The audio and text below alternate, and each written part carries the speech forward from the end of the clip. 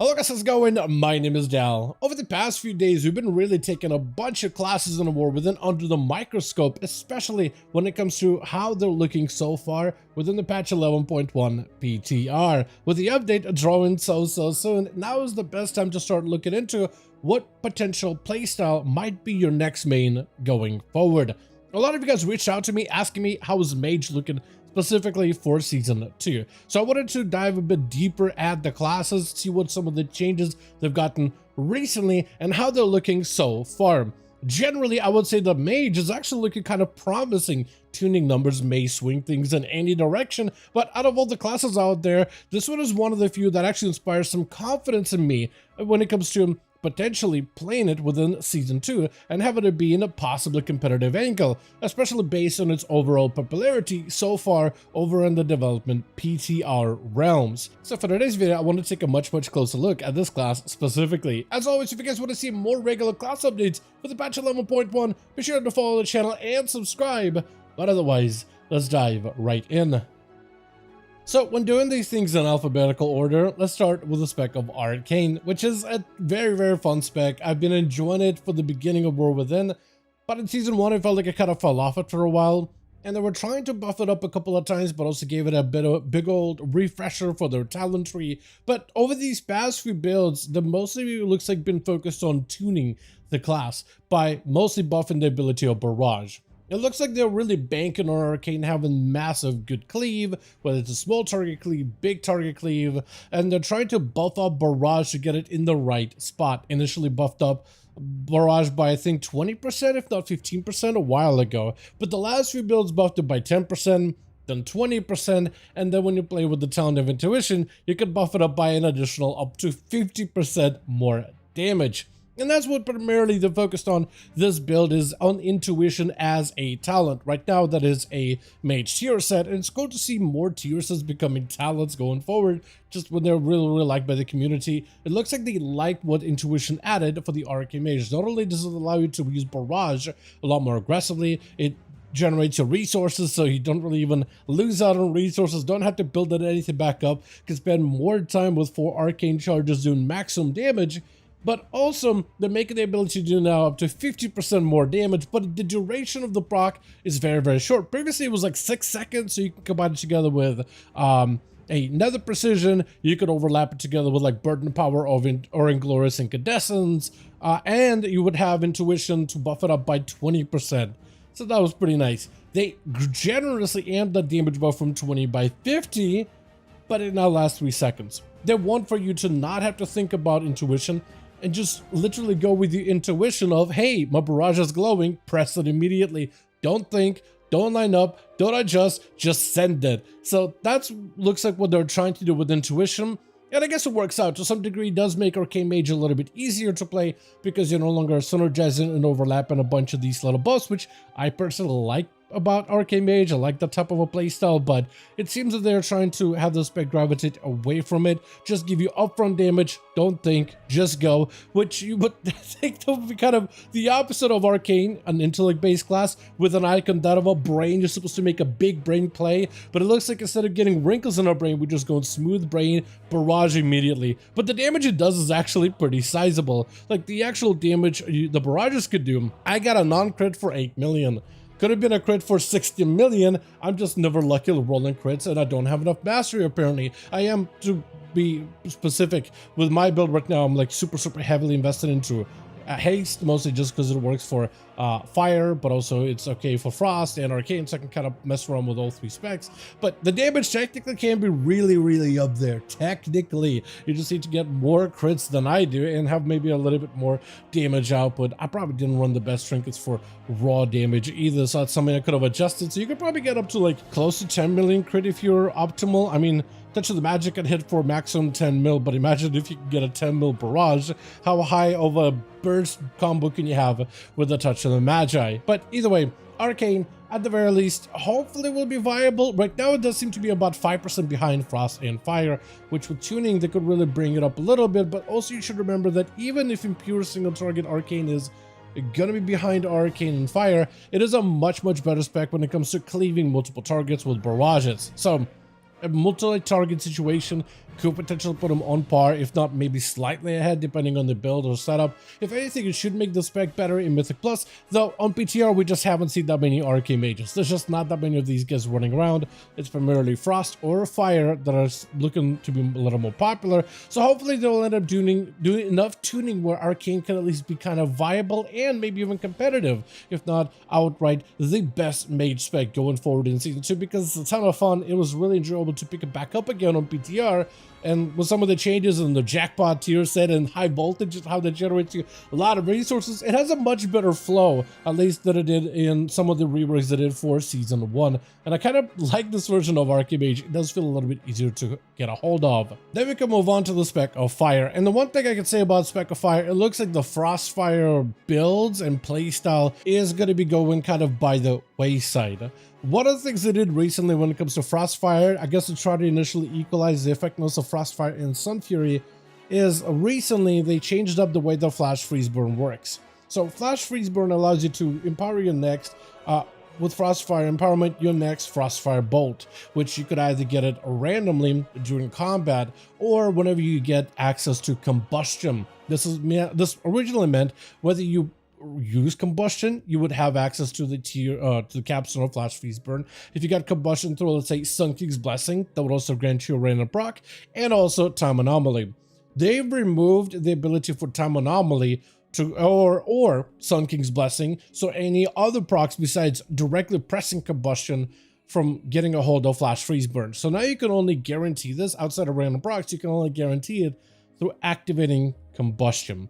This does make Frostfire playstyle a lot weaker, and they try to amp up the damage of Thermic Core, how it plays with excess fire, how it plays with excess frost, double stacking. Not quite great for fire in particular.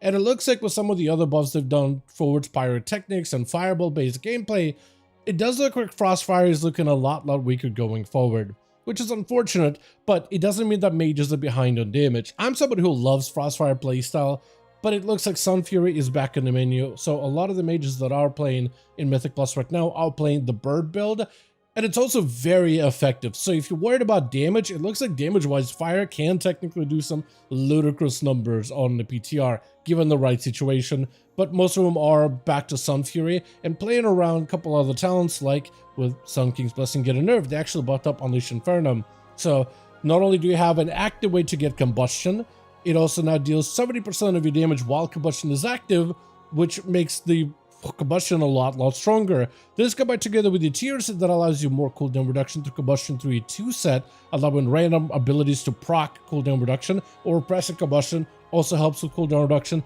stacking together with Unleash Inferno, active cooldown reduction for your Combustion. It just kind of compounds all of it together.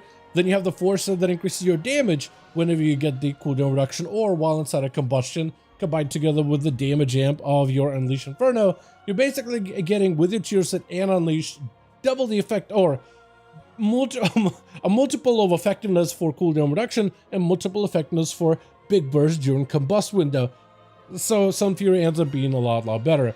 And damage-wise, Fire can do pretty well. They also adjusted Hypothermia, which I think has a little bit of value, maybe pure single target, as they increased the proc rate of it a little bit higher. I've seen some angels running around trying that build.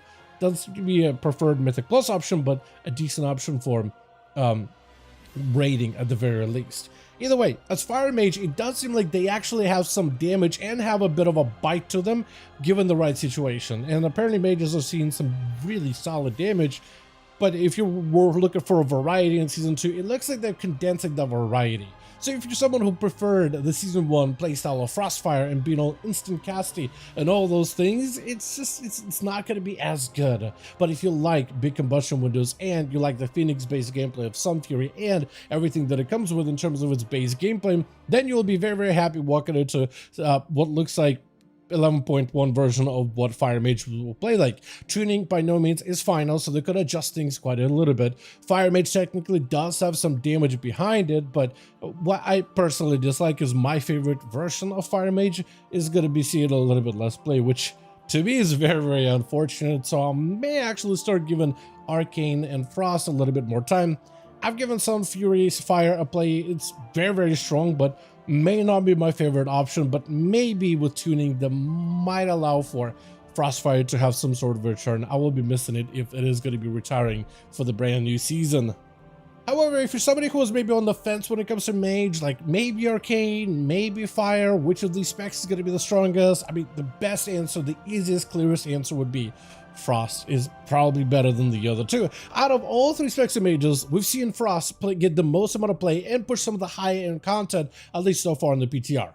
Granted, tuning is by no means final, but you already can see on the PTR which specs players naturally gravitate towards, which specs are seeing more play, seeing better output, whether it's tanks, healers, or DPS, and Frost Mage is one of those that looks like it's ahead of the pack by a considerable amount. Whether it is rating, where it's done okay at times, or Mythic Plus, where it's doing incredibly well there. Specifically, we're going to see the push content. Frost Mages have been excellent and looks like they'll continue to be an excellent choice going forward. The past few builds have adjusted a couple of things, mostly based on community feedback, like Wintertide. They changed it up and tooltip is all kinds of buggy and doesn't quite work properly, but the way that they explained the Wintertide update, because I heard a lot of players' feedback, so now it's a very passive talent. Now, this ability, when you Frostbolt or Flurry, damage time, like with a single Flurry, you get all the stacks immediately. With Frostbolt's using 2 of them, but those abilities now grant you stacks to increase your damage of your icicles or glitch spikes by either 2% or 4%, depending how many talent points you put into it. Right now, Tooltip doesn't indicate that because it's been buggy since ever. But yeah, the new version is just going to increase the damage of icicles or glacials by 2 or 4%, stack it up to 2 times. Glacial spikes no longer consume Wintertide. So now, if you just end up using the ability, like you just walk up to a train dummy and you flurry it, you get 2 stacks of Wintertide immediately. That's it. And as long as you're Frostbolting, as long as you're flurrying, which you will be doing as part of your basic rotation, it's just a perma buff. You just get 4% or 8% potentially more icicle and glacial spike damage. That's it. That's all it does. So they try to see if they could potentially just make it super passive, no longer interactive, nothing for mages to manage. So it ends up being really not the end of the world. As a Frost, also Blizzard, that's another ability they end up nerfing. They nerfed it by 10%. Mostly because they found that some Frost Mages were playing Blizzard with a specific build in single target, where normally Blizzard is something you want to put up on 2 or more targets. The found mages were using Blizzard because it was doing significant damage in pure single target situations. This can create a couple issues. One, it's not meant to be put in a single target fight. It's not meant to be a single target ability.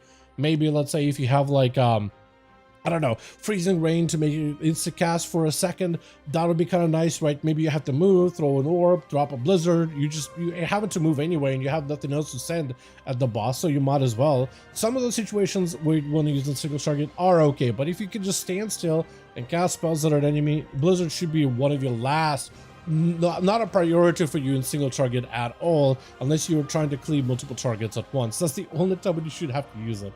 So this is a good change. They nerfed it by 10%, mostly just to make it less valuable. Also, things like Frostfire. Like we'd mentioned with the spec of Fire, Frostfire also has been nerfed very similarly to the spec of Frost. The whole Frostfire, Fire, and Frostfire Frost can be very, very confusing, but for Frostfire Mage, they also saw the same capstone adjustment with Flash Freeze Burn. You can only proc it with active uses of Icy Veins. You can no longer get it through Time Anomaly. For Frost Mages, this is not the end of the world because they found themselves overdrawn with too many procs that complicated or broke the rotation to some degree. Like getting a proc of excess fire meant you would just throw out a lance. It doesn't matter if the lance is empowered or you have a shatter or a flurry on the target or winter's chill or a fingers of frost. You needed to just throw a natty lance just to get use of excess fire, just so you can get the value on those flurries. And because you were getting so many procs of Flash Freeze Burn, it would just kind of mess your rotation up a little. You had to break your flow in order to make sure you're not sitting on too many of these procs. They allowed these procs now to stack to 2 times, so it makes it a little bit easier for Frost. But for Frost, this change mostly just removes the RNG of the spec. For Frost Mages, they would rather have, in most cases, a sustained or controlled rotation rather than random procs, because they have enough randomness in the rotation as is, and Flash Freeze Burn was actually just kind of like getting in the way more than anything. So for them, it's really not the end of the world. They did end up nerfing Frostfire Fusion by 10%, doesn't seem to hold it back. It's still a very popular pick. And then also Excess Frost deals a little bit less damage with the Ice Nova, doesn't stop Frostfire from being played. overall, Frost Mages in particular are very, very popular and very strong over in Mythic Plus when it comes to push content. And likely, unless they do some massive tuning, it is likely still probably going to be a very, very popular build. So these nerfs are just bringing down expect that's already like at the top of the charts, at the top of the hill right now. So I feel like even if you do slight adjustments, slight reductions here and there, it's probably not going to really affect the overarching thing where Frost Mage is on top. They're still probably going to continue being on top. They also did nerf Spell Slinger a little bit too. They reduced the amount of Frost Splinters you can get for Splintering Orbs from 5 to 4. And they also slightly reduced the chance of you getting Spell Frost Teachings for the Frozen Orb resets. That's about it. Besides that, Frost Mages are in an excellent spot right now when it comes to raw popularity, but also raw damage. They seem to have probably the best of both worlds when it comes to boss damage, cleave damage, AoE damage, but also that consistent control in a lot of the dungeons right now. That constant slowing effect is really, really, really nice too.